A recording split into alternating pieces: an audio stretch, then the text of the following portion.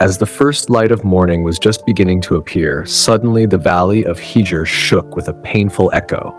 There was no wind blowing, no one speaking. Suddenly, a mountain rock split open from the middle. Dust rose.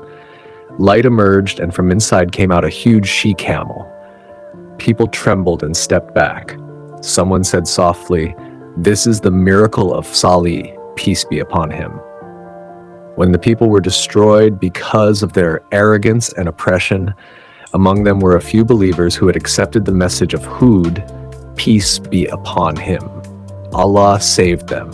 After the punishment, the air was completely silent.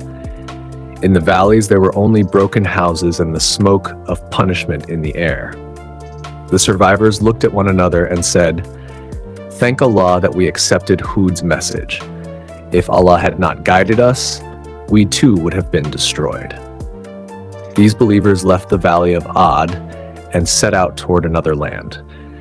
The journey was long, difficult, and painful, but their generations needed a new land for water, prosperity, and peace. The caravans passed through the mountainous paths of Najd and Hijaz. Then they found a nearby inhabited area, Al-Ula, where there were springs of water, gardens, and fertile land. Their population began to grow there. From there, that nation continued to advance. And then their descendants reached Wadi al-Hijr, which today is called Madin Salih. This was the beginning of the people of Thamud. The lineage of Thamud became a great nation.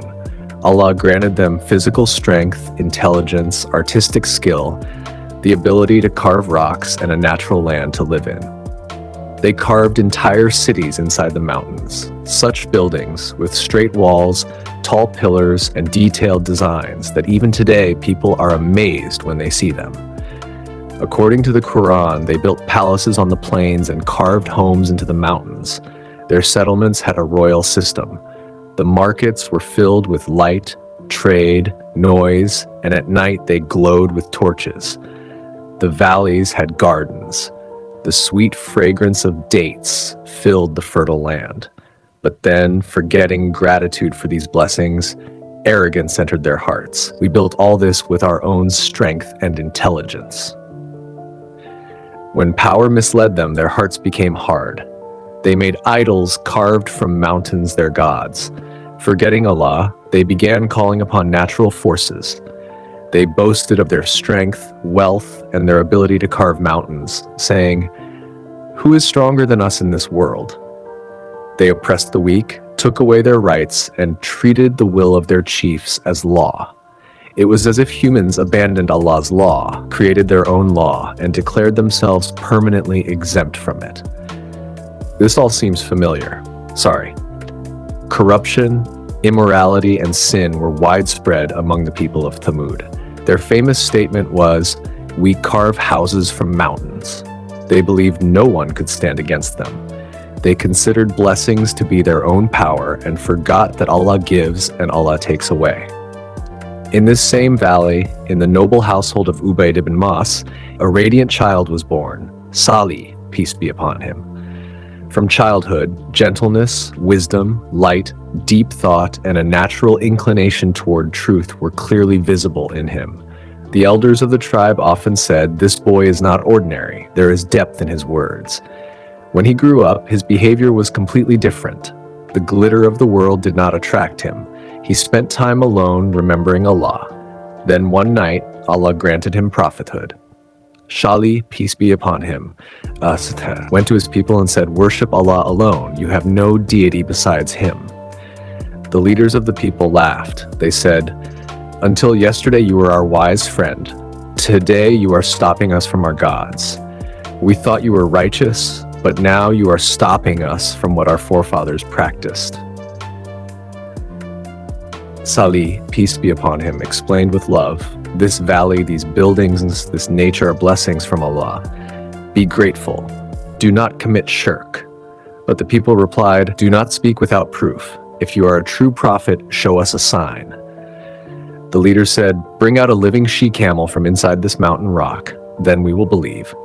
Salih, peace be upon him, went with them to the mountain and prayed to Allah, "O Lord, you are witness, manifest your sign."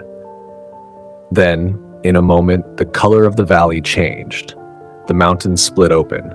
A wave of light shocked everyone, and a huge she-camel emerged from the rock. It was not an ordinary camel. The Quran calls it Naqatullah, the she-camel of Allah, and a sign. Its presence and greatness were overwhelming. For the first time, the people saw something like this. The miracle did not stop there. The she-camel drank water from the well for an entire day, and the well became empty. The people became distressed, but Allah also provided compensation. The next day, the entire nation was satisfied from her milk. Every household, every animal, every child. One day, the camel would drink from the well, and no one else would drink that day. The next day, everyone else could drink from the well. One day for the camel, one day for the people. But the people could not tolerate this test either. The leaders said, "Our freedom has been taken away. A camel rules over our water." Their arrogance rose again.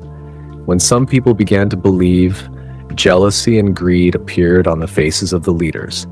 They said, "Because of this camel, Salih's status is increasing. If we do nothing, the people will follow him." So they plotted, eliminate this sign and Salih's influence will also end.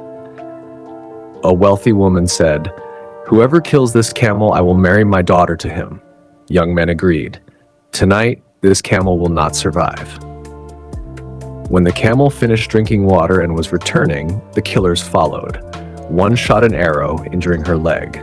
Then they all attacked and killed the sign. The people shouted, "We have killed the camel. Now all the water is ours." This was the crime for which punishment had been promised. Salih, peace be upon him, came. His face was pale, his eyes filled with tears. "What have you done? You have killed Allah's sign. Now you have only a fixed number of days left." The people said, "We see no punishment." Then the countdown of punishment began. The first day, faces turned yellow. The second day, faces turned red. The air became hot, the sky turned red. The third day, faces turned black.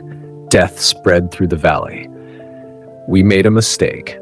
Then, before dawn, the sky shook, the mountains trembled, a terrifying sound rose from the earth, and then a scream. Such a scream that hearts burst and souls left bodies. All the people were found lying face down in their homes. The Quran says a single cry seized them. The people of Thamud were finished. Salih, peace be upon him, stood at the edge of the valley and said, "I warned you, but you did not like sincere advice." Madain Salih still bears witness today that when Allah's signs are denied, nations are not saved by buildings, only by faith. If you like this Quranic story, like the video. Write in the comments which nation's story you want to see in the next episode. And don't forget to subscribe to the channel.